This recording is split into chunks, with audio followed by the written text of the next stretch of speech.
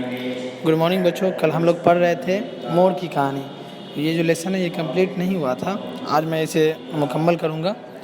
कल हम लोगों ने इसमें पढ़ा था कि मोर जो है कौमी परिंदा है, यानी नेशनल बर्ड्स है, और इसमें जो मुसन्निफ़ थे वो मोर से मिलना चाहते थे, मोर से उनकी मुलाकातें होती हैं और किस तरह से गुफ्तगू होती है। वो कहते हैं कि मोर को अब जो है लोग शिकार करना छोड़ दिए हैं क्योंकि मोर कौमी परिंदा हो गया। फिर मोर कहता है, वो कहती है कि नहीं, ऐसा नहीं है, सिर्फ कानून बनाने से काम नहीं चलेगा बल्कि उस मोहब्बत करनी पड़ेगी चिड़ियों से, परिंदों से। और मोर ने अपनी अहमियत बताई कि मेरा क्या रोल है इंसानों की ज़िंदगी में। मोर कहती है कि हम उन कीड़ों के दुश्मन हैं, हम परिंदे टिड्डियों का सफाया करते हैं। और आप तो जानते ही होंगे कि कीड़े मकोड़े तो सभी परिंदों की खुराक है। अनाज को बर्बाद करने वाले चूहों का सफाया उल्लू और बाज कर देते हैं। फिर हुए ना हम आपके रफ़ीक। तो रफ़ीक का माना होता है साथी।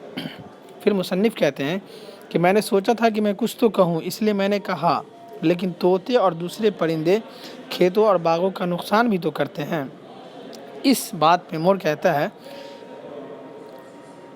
कि इसमें सदाकत है, ये सच्चाई है, ये सच बात है कि नुकसान करता है, लेकिन इस कदर अच्छाई के सामने राई के बराबर बुराई की क्या अहमियत है।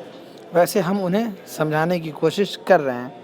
फिर मुसन्निफ़ कहते हैं कि तोते इतने खूबसूरत होते हैं, उनका किसी बहाने खेतों और बागों में आना हमें नागवार नहीं लगता। यानी वो जो परिंदा है तोता, वो काफ़ी खूबसूरत है, इसलिए हमें नागवार नहीं गुजरता। फिर वो मुसन्निफ़ कह रहा है, मोर हंस दिया, बोला आप खूबसूरती की अहमियत समझते हैं, पर हमारे गवैये भी तो आपकी तवज्जो का मरकज़ बने, उसकी थोड़ी बहुत कीमत तो चुकानी पड़ेगी। मदारी का तमाशा देखते हैं तो कुछ इनाम व इकराम तो देना ही पड़ता है। हम दोनों हंस पड़े। फिर मुसन्निफ़ कहते हैं कि देखिए, हर एतबार से हम परिंदों की अहमियत को समझते हैं। हम ये भी जानते हैं कि कुदरत का जो तनासुब ज़िंदगी के लिए ज़रूरी है, परिंदे उसका अहम जुज़ है, मतलब हिस्सा है। जुज़ कहते हैं हिस्सा को। हमारी तरक्की का रुख। मोर ने बेताबी से बात करते हुए कहा, आपकी तरक्की का रुख गलत है।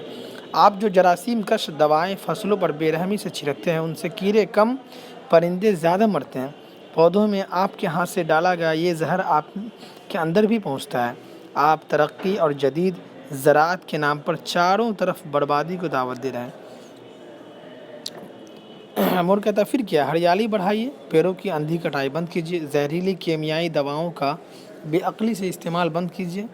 जानवरों और परिंदों को भी इस दुनिया में रहने का हक़ है, फितरत के उस सच को कबूल कीजिए।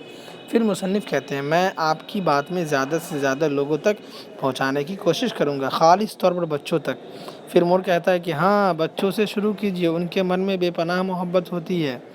जानवरों और परिंदों से उन्हें बहुत लगाव होता है। अगर बच्चे हमें मोहब्बत करेंगे तो दुनिया को बदल देंगे। आखिर इस मुल्क का मुस्तकबिल वही तो है। जब मैंने उनकी बात बच्चों तक पहुंचाने का अहद किया, यानी वादा किया, तो जनाब मोर खुश हो गए। आसमान में बादल देखते हुए उन्होंने अपनी रंग बिरंगी पूँछ फैलाकर पंख बनाया और लगे खुशी नाचने लगे। परिंदों के शहंशाह की ये तस्वीर उस वक्त मेरी नज़रों में घूम रही है। डॉक्टर रणवीर सक्सेना ने इस कहानी को लिखा और इसका ट्रांसलेशन जो उर्दू में है वो अशरफ नवाज़ ने किया है। अब इसके अल्फाज और माना आपको याद करने हैं। महव कहते हैं गम को, गुम हो जाना। मुतवज्जा मीन्स तवज्जो देना। रिक्स नाच को कहते हैं।